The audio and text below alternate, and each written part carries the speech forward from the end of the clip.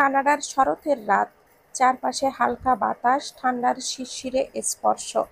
গাছের পাতা ঝরে পড়ে রাস্তার ওপরে কার্পেটের মতো বিছিয়ে আছে সোনালি লাল কমলা। দূরে স্ট্রিট লাইটের হলুদ আলোয় সেই পাতাগুলো ঝিলমিল করছে। আকাশে চাঁদ অর্ধেক, তবে চারপাশের নিস্তব্ধতা একেবারে পূর্ণ। সেই রাতের নিস্তব্ধতার ভেতর একা বসে আছে নির্বাণ। গাড়ির ভেতরে অস্থিরভাবে হাতের আঙ্গুলগুলো স্টিয়ারিংয়ে ঘষছে। চোখ বারবার গিয়ে থামছে সেই বাড়িটার দিকে, মেহুলদের বাড়ি। 2 তলা বাড়ি, জানালা দিয়ে আলো ভেসে আসছে।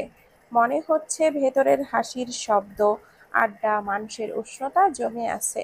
অথচ নির্বাণ বাইরে হিমেল একাকিত্বে। তখন সময়, দরজাটা খোলার শব্দ হলো। আলো ফুঁড়ে বেরিয়ে এলো এক পরিচিত অবয়ব, মেহুল। কালো শাল জড়িয়ে বাইরে বের হলো ও। চুলগুলো খোলা, ঠান্ডা বাতাসে একটু এলোমেলো। গাড়ির ভেতরে বসে থাকা নির্ভারের নিঃশ্বাস আটকে গেল। মুহূর্তের জন্য মনে হলো সময় থেমে গেছে, কিন্তু পরের মুহূর্তেই সাহস সঞ্চয় করে দরজা খুলল। হাতে সাদা লিলির তোড়া, যা মেহুলের জন্য। নির্বাণ গাড়ি থেকে নেমেই ডাক দিল, মেহুল। মেহুল একটু থামল, তবে চোখ ফিরিয়ে নিয়ে হাঁটতে শুরু করলো। নির্বাণ এগিয়ে গেল কয়েক কদম। আরে, শোনো তো আমার কথা। মেহুল ঘুরে দাঁড়ালো এবার, চোখে মুখে একরকম বিরক্তি, ঠোঁটের কোণে দৃঢ়তা জমে আছে। আপনি আমার পিছু করেছেন? নির্বাণ ধীরে ধীরে ফুলটা মেহুলের হাতে ধরিয়ে দিল। দেখো, আমি কোনো বাহানা করতে পছন্দ করি না, তাই। নির্বাণ এবার গভীর দৃষ্টিতে তাকালো মেহুলের চোখে। আই লাভ ইউ শব্দ 3টা বাতাসে কেটে বেরিয়ে এলো। মেহুল তখন স্তব্ধ। হাতে ধরা সাদা লিলির ডাঁটাগুলো কেঁপে উঠছে, অথচ ওর চোখ স্থির নির্বাণের দিকে। নির্বাণ আর এক দণ্ডও দাঁড়ালো না। বুকের ভেতর ধুকপুকানি এত জোরে বাজছিল যে মনে হচ্ছিল গোটা পৃথিবী শুনতে পাচ্ছে। তাড়াহুড়ো করে গাড়ির দিকে ফিরে গেল সে। হাত কাঁপছে, নিঃশ্বাস ভারী হয়ে আসছে, কিন্তু ঠোঁটে হালকা একটা স্বস্তির হাসি। কারণ অন্তত আজ সে বলতে তো পেরেছে। মেহুল এক জায়গাতেই দাঁড়িয়ে আছে, নড়তে পারছে না। চোখ বিস্ময়ে ভরা, মুখে অবিশ্বাস। কানে বারবার বাজছে নির্বাণের কণ্ঠস্বর। চারপাশের বাতাস ভারী হয়ে এসেছে, অথচ মেহুলের ভেতরে কিছু একটা ভাঙছে, আবার কিছু একটা নতুন জন্ম নিচ্ছে। লিলি, সাদা ফুলের পাপড়ি তখন হাওয়ায় দুলছে, সাথে মেহুলের মনও। বাড়িতে ফিরে এসে নির্বাণ অনেকক্ষণ ধরে মেহুলকে মেসেজ দিচ্ছিল, কিন্তু কোনো উত্তর আসছিল না। নোটিফিকেশনের আলো কয়েকবার জ্বলে ওঠে, নিভে গেছে, অথচ রিপ্লাই আসেনি। একসময় বিরক্ত হয়ে নির্বাণ ফোনটা টেবিলে ছুঁড়ে রাখল। অন্যদিকে সাজ তখন ছোট্ট নটিকে খাবার দিচ্ছিল। নটি খেতে খেতে দুষ্টুমি করছে, বাদাম মুঠো নিয়ে আবার এদিকে ওদিকে দৌড়াচ্ছে। সাজ হেসে ওকে খাওয়াচ্ছিল। ফোনের শব্দে তখন সাজ তাকালো, ভেবেছিল হয়তো কোনো গ্রুপ নোটিফিকেশন, কিন্তু খুলে দেখে হতবাক হয়ে গেল। নির্বাণের মেসেজ। অদ্ভুত ব্যাপার হলো, নির্বাণ গ্রুপে লেখেনি, সরাসরি ওর আইডিতে দিয়েছে। মেহুলের নাম্বারটা পাওয়া যাবে? সাজ হাসল। তাহলে এই ব্যাপার, নির্বাণ ভাইয়া এখন মেহুলের প্রেমে পড়েছে। একটু ভেবে নাম্বারটা দিল সাজ। হঠাৎ কি মনে করে জানো, নির্বাণের প্রোফাইলে ঢুকে পড়ল। নির্বাণের ছবিগুলো ঘেঁটে দেখতে লাগলো, কিন্তু বিশেষ কিছু নেই। অকারণে স্ক্রল করতে করতে হঠাৎই নজর গেল আরশানের প্রোফাইলে। সাজ প্রথমে অবাক হলো নামটা দেখে, তবে আবার ভাবল, এই নামে তো অনেকেরই থাকতেই পারে। তবুও কৌতূহলবশে প্রোফাইলে ঢুকল। প্রোফাইলের পিকচারে দেখা গেল আরশান অফিসের চেয়ারে ফরমাল স্যুট পরে বসে আছে। সাজ দেখে ভেংচি কাটল, একে একে ছবিগুলো বদলাতে থাকলো। আরশানের বিভিন্ন মুহূর্ত ধরা আছে ছবিগুলোতে। কোথাও বিশ্ববিদ্যালয়ের ছবি, কোথাও জায়রান ও নির্বাণের সঙ্গে আড্ডা। তবে হঠাৎ সাজের হাত থেমে গেল, চোখ স্থির হয়ে গেল স্ক্রিনে। শ্বাস আটকে এলো বুকের ভেতর, স্থির হয়ে রইল। ছবিটায় একটা ছেলে আর ছোট্ট একটা মেয়ে বসে বায়োস্কোপ দেখছে। ছোট্ট মেয়েটা তো সে নিজেই, আর পাশে যে ছেলেটি সে তো আরশান। সাজ আবার ভালো করে দেখল, এটা তো তারই ছবি। বুকের ভেতরটা মোচড় দিতে লাগলো। এ কেমন সত্যি, এতদিন তার সামনেই ছিল, অথচ সে চিনতেই পারল না। চোখ ভিজে এলো সাজের। সে তাড়াতাড়ি করে নাম্বারটা ডায়াল করলো নির্বাণকে। ফোন ধরতেই নিজেকে সামলাতে না পেরে কেঁপে ওঠা কণ্ঠে বলে উঠল, আচ্ছা ভাইয়া, আপনারা যাকে শান বলে ডাকেন, ওনার পুরো নাম কি শেরহাম আরশান? আর তার কি কোনো ছোট ভাই আছে? নির্বাণ অবাক হলো হঠাৎ এমন প্রশ্ন শুনে। ওর ছোট ভাই আছে আর শানের ফুল নেম তো এটাই। সাজের শ্বাস রুদ্ধ হয়ে এলো। ভয় আর কৌতূহল মিলে মিশে তার গলার স্বর ভেঙে গেল। নামটা নামটা বলবেন? এক মুহূর্ত চুপ থেকে নির্বাণ বলল, অর্ণব। সাজের চোখের জল যেন থামছেই না, বুকের ভেতর ধড়ফড়াটাই যেন বেড়ে গেল। তবুও শেষ নিশ্চিত হতে সে আবারও কাঁপা কাঁপা কণ্ঠে বলল, ওনার মায়ের নামটা কি জানেন? নির্বাণ আরো অবাক হয়ে গেল। সাজ কেন এত অদ্ভুত প্রশ্ন করছে, কেন শানের এত কিছু জানতে চাইছে? তবুও মাথায় যতটুকু মনে পড়ল বলল, সম্ভবত মৌসুমী হবে। মুহূর্তে সাজ আর নিজেকে ধরে রাখতে পারল না। ফোনের ওপাশে তার কান্নার শব্দ ভেসে গেল। ডুকরে ডুকরে কেঁদে উঠল সাজ। এতদিনের বুক চাপা অপেক্ষা, হারিয়ে ফেলার বেদনা আর খুঁজে পাওয়ার বিস্ময় সব একসাথে বেরিয়ে আসছে। হঠাৎ সাজের কান্নায় নির্বাণ হতবাক হয়ে গেল। আরে, তুমি কান্না কেন করছো? আমি কি কিছু ভুল বলেছি? সাজ কোনো উত্তর দিল না। তার গলা আটকে গিয়েছে, চোখের জল থামছে না, কেবল একটাই ঘুরছিল মাথার ভেতর, এটাই যে তার আরশান ভাই। সে তো কদিন ধরে আরশানকে সামনেই দেখেছে, একসাথে তর্ক করেছে, ঝগড়া করেছে, বিরক্তি প্রকাশ করেছে, অথচ সে জানতেই পারেনি। আর দেরি করলো না সাজ। সাজ বিছানা থেকে উঠে দাঁড়ালো। বুকের ভেতর ঢেউ খেলে যাচ্ছে, চোখ দুটো এখনো ভিজে, কিন্তু মুখে খুশির ঝিলিক। দীর্ঘদিন খুঁজে পাওয়ার আনন্দ, কাছে পাওয়ার অনুভূতি তাকে আলোড়িত করছে। সে এক দৌড়ে দরজা খুলে বের হয়ে গেল। তাড়াহুড়োয় প্রায় হুড়মুড়িয়ে পড়ে যাচ্ছিল। শেষ মুহূর্তে দেয়ালে হাত দিয়ে ঠেকিয়ে নিজেকে সামলালো। নিঃশ্বাস ভারী হয়ে আসছিল, তবুও পা থামালো না। সিঁড়ি বেয়ে দ্রুত নিচে নেমে এলো। বসার ঘরে নামতেই চোখ হয়ে পড়ল। সোফায় হেলেনা, সফি ও স্বামীর বসে আছে। সাজ থেমে গেল, তবু খুশি চেপে রাখতে পারল না। মা, আমি আমি আশান ভাইকে খুঁজে পেয়েছি। আমি এখনই ওনার কাছে যাচ্ছি। আর এক পাও বাড়াবি না, না হলে ওই ছেলের লাশ ওখানে পড়ে থাকবে। সাজের পা দুটো থেমে গেল, বুকের ভেতর ধপধপ করছে, গলা শুকিয়ে গেল, নির্বাক হয়ে গেল মুহূর্তের জন্য। সাজ চোখ ফেরালো সফির দিকে। সবচেয়ে অদ্ভুত কিন্তু আরো ভয়ের বিষয়, সফি একদম নির্লিপ্ত, মুখে কোনো বিস্ময় নেই, কোনো প্রতিবাদ নেই, যেন স্বামীরের কথাটা খুব স্বাভাবিক। সাজ বুকটা কেঁপে উঠল, হতাশা আর ভয়ের ঢেউ মিশে গেল কণ্ঠে। মা! এলি, ওপরে যা, স্বামীর গলা শক্ত করে বলল। সাজ আর এক পাও নড়ল না। কেন যাব আমি, কেন যাব?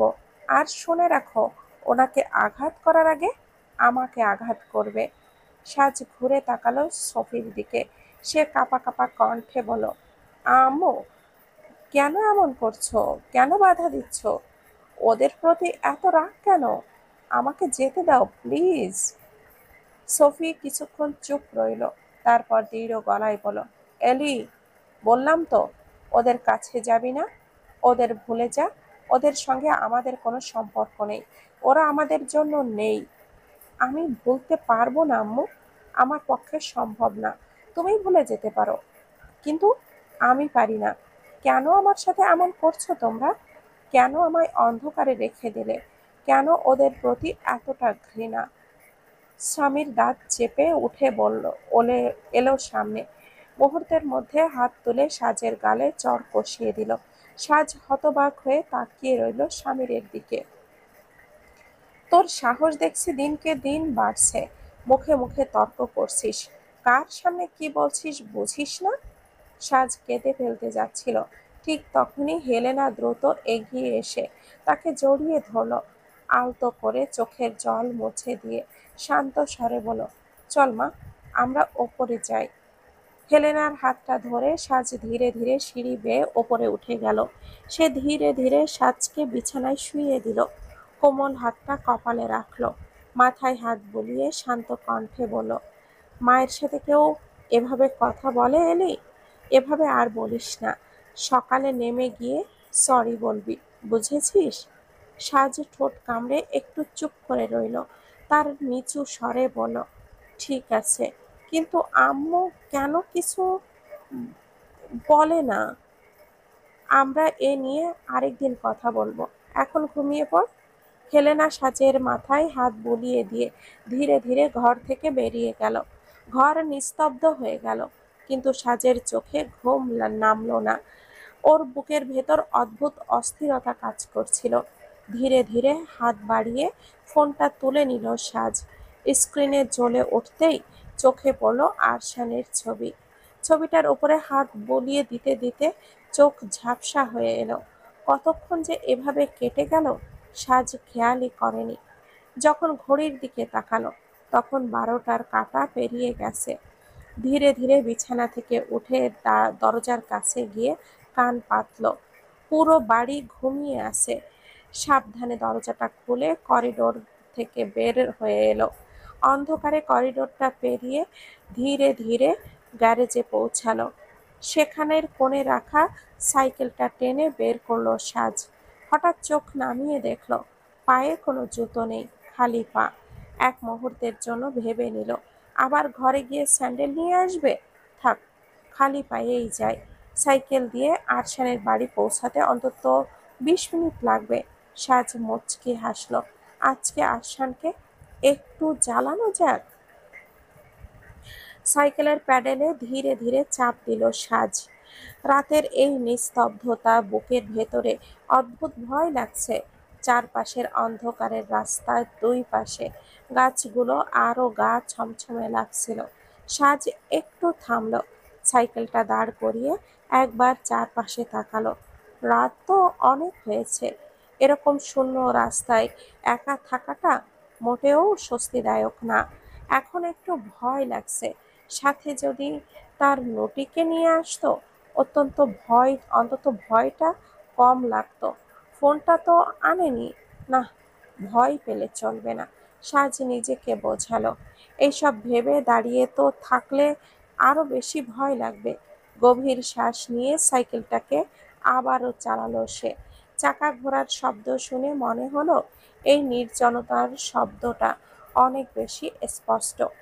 কয়েক মিনিটের মধ্যেই সামনের দিকটা চেনা লাগতে শুরু করলো। এটাই তো আরশানের বাড়ি। বুকের ভেতর চাপা দুশ্চিন্তা বদলে হালকা স্বস্তি ঢুকে পড়ল। অবশেষে এসে পড়লাম, সাজ ফিসফিস করে বলল। ঠোঁটে একটু স্বস্তির হাসি ফুটে উঠল। কিন্তু বাড়ির সামনে এসে থমকে গেল সে। উঁচু লোহার গেট, ভেতর থেকে বন্ধ। এখন ভেতরে যাব কিভাবে? সাজের ভুরু কুঁচকে গেল। সাইকেলটা গেটের পাশে ঠেকিয়ে দাঁড়ালো। গেটের ওপর হাত রেখে ঠেললো, কিন্তু সেটা শক্ত করে লাগানো। মুহূর্তেই আতঙ্ক আবারও ভর করলো মনে। বাইরে দাঁড়িয়ে থাকাটাও তো নিরাপদ নয়। সে চারপাশে তাকালো। চোখে পড়ল গেটের পাশের উঁচু দেওয়ালটা। এখন এটাই একটাই উপায়, এই দেওয়াল টপকে ভেতরে ঢোকা। সাজ গেটের এক পাশে গা লাগালো। হাত দিয়ে দেওয়ালের খসখসে গায়ে ভর দিল। হাত দিয়ে ওপর আঁকড়ে ধরলো।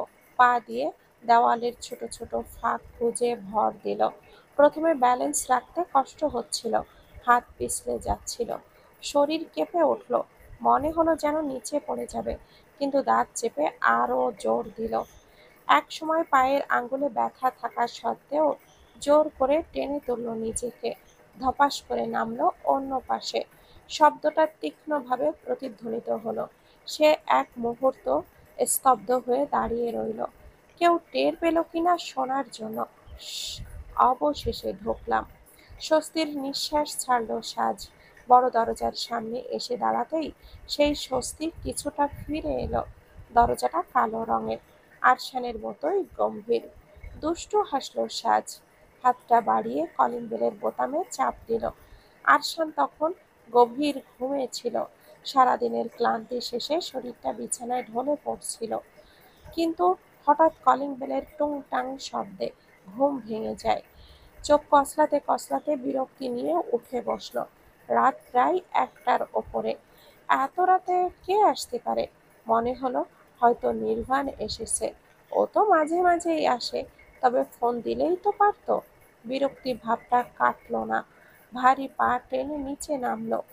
হলঘর পেরিয়ে দরজার কাছে আসতেই দেখল কলিং বেলের একটানা বাজছেই, নিরন্তর বাজিয়েই চলেছে।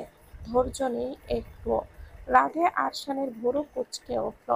দরজা খুলে বলল, নির্ঘাণ তোকে। আর বলতে পারল না। সামনে সাজকে দাঁড়িয়ে থাকতে দেখে থমকালো, তাও আবার এত রাতে। আরশান বিস্মিত হয়ে তাকিয়ে রইল কয়েক সেকেন্ড, তারপর গম্ভীর গলায় বলল, তুমি এখানে এভাবে এত রাতে? আর গেট তো বন্ধ ছিল, ঢুকলে কিভাবে? সাজ গভীর দৃষ্টিতে খুঁটিয়ে খুঁটিয়ে দেখছে আরশানকে। সদ্য ঘুম ভাঙা অচেনা ক্লান্তি এখনো ভেসে আছে চোখে। চুলগুলো এলোমেলো হয়ে কপালের ওপর নেমে এসেছে। চওড়া কপাল আংশিক ঢেকে রেখেছে। ছোট ছোট ঝরে পড়া গোছা বিরক্তির ছাপ গাঢ় হয়ে ফুটে উঠেছে তার মুখে। তবুও সেই বিরক্তি, সে এক অদৃশ্য টান তৈরি করেছে, যেখানে সাজের চোখ আটকে গেল অজান্তেই। দেওয়াল টপকে এসেছি। আরশানের চোখে বিস্ময়ে বড় বড় হয়ে গেল, মুখে স্পষ্ট অবিশ্বাস। কি, দেওয়াল টপকে? একটা মেয়ের পক্ষে রাত দুপুরে এমনটা করা শুনতেই অদ্ভুত লাগছে। কিছুক্ষণের জন্য আরশান হতবাক হয়ে দাঁড়িয়ে রইল, তারপর চোখ সরু করে তীক্ষ্ণ দৃষ্টিতে তাকালো ওর দিকে। সত্যি বলছো? এত রাতে দেওয়াল টপকে এসেছো আমার বাসায়? মাথা খারাপ নাকি? শুনুন, আমি একটা বিপদে পড়েছি।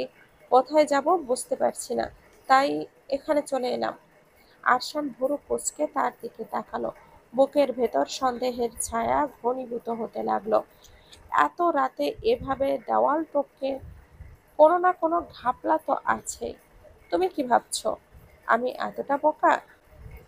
তুমি কি ভাবছো আমি এতটা বোকা?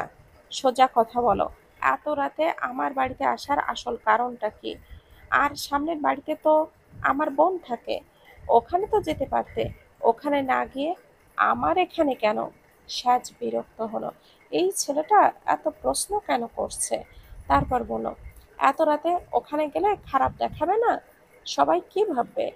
আরশান ঠোঁট বাঁকিয়ে বিদ্রূপের হাসল। চোখ দুটো আরো সরু হয়ে গেল। ওহো, তাই নাকি? তাহলে একা একটা ছেলের বাড়িতে এলে বুঝি খারাপ দেখায় না? তাও এত রাতে?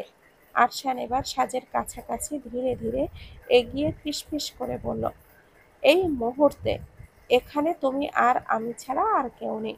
যদি আমি কিছু করে ফেলি? আরশান ভাবল তার কথায় ভয় পাবে মেয়েটি, কিন্তু সাজ ভয় পেল না। হঠাৎই হেসে উঠেছে, চোখে দুষ্টু, ঠোঁটে খেলার ছোঁয়া। আর যেন আরশান মজার কিছু বলেছে। একেবারে অপ্রত্যাশিত সেই হাসিতে আরশানের মুখের রাগ মুহূর্তেই যেন থমকে গেল। সাজ দুষ্টু হেসে আরশানের গাল টেনে বলল, আপনি না ভালো ছেলে, এখন সরুন তো। অপ্রস্তুত হয়ে আরশান সামনে সরে দাঁড়াতেই সাজ দ্রুত ভেতরে ঢুকে পড়ল। লম্বা করিডোরের দিকে এগিয়ে গেল। সাজ ধাক্কা মেরে ভেতরে ঢুকতেই আরশান একরকম অবাক হয়ে দরজার পাশে দাঁড়িয়ে রইল। ঢুকেই চারপাশে চোখ বুলিয়ে নিল সাজ। বাড়িটা বেশ সুন্দর। বড় হলঘর, দেওয়ালে নরম আলো জ্বলে আছে। সাজ ঠোঁট কামড়ে চারপাশ দেখল, তারপর হঠাৎই আরশানের দিকে ঘুরে বলল, তো আমি কোন রুমে থাকবো? আরশান বিরক্ত চোখে তাকালো। তার মুখভঙ্গিতে স্পষ্ট মেয়েটার বেপরোয়া ভাবটা তাকে মোটেও ভালো লাগছে না। কোনো উত্তর না দিয়ে গম্ভীর মুখে হাঁটা শুরু করলো সিঁড়ির দিকে। সাজ আবারও হাসলো। কথা বলতে বলতে সেও পিছু নিল। দুজন সিঁড়ি বেয়ে ওপরে উঠছে। সে হাত উঁচু করে দেখল তার মাথা আরশানের বুকে, প্রশস্ত বুকে পর্যন্ত। আবার পেছনে হাত মিলিয়ে তুলনা করলো তার সরু হাতটি আরশানের বলিষ্ঠ বাহুর সামনে ক্ষুদ্র। মিষ্টি হাসলো সাজ। হঠাৎ করেই আরশান থেমে গেল। সাজ ঠিক তখনই অসাবধানে ওর পিঠে গিয়ে ধাক্কা খেল। আরশান সরু চোখে তাকালো ওর দিকে, ঠান্ডা গলায় বলল, এসব কি হচ্ছে? কিছু হয়নি তো। আপনি এমন চোখ বড় করেছেন কেন? আরশান বিরক্ত হয়ে একদম সামনে হাঁটা শুরু করলো। করিডোর পেরিয়ে একটা সামনের রুমে দাঁড়িয়ে দরজাটা খুলে দেখলো। তারপর সিঁড়ি দিয়ে নিচে নামার জন্য ঘুরে দাঁড়ালো, কিন্তু সাজ দাঁড়িয়ে রইল। রুমের ভেতরে যাওয়ার বদলে তার কৌতূহলী চোখ অন্যদিকে ঘুরে গেল। এক পা দু পা করে এগিয়ে বড় একটা দরজার সামনে এসে দাঁড়ালো। দরজাটা অন্য ঘরগুলোর থেকে একটু আলাদা, আর গায়ে হালকা বাদামি রং। সাজ নিজের মনে ফিসফিস করে বলল, হয়তো এটাই আরশানের লোক। চোখে ঝিলিক খেলা কৌতূহলের। হাত বাড়িয়ে দরজাটা ছোঁয়ার আগেই হঠাৎ পেছন থেকে একটা টোকা পড়ল কাঁধে। উফ, বিরক্ত করিস না তো।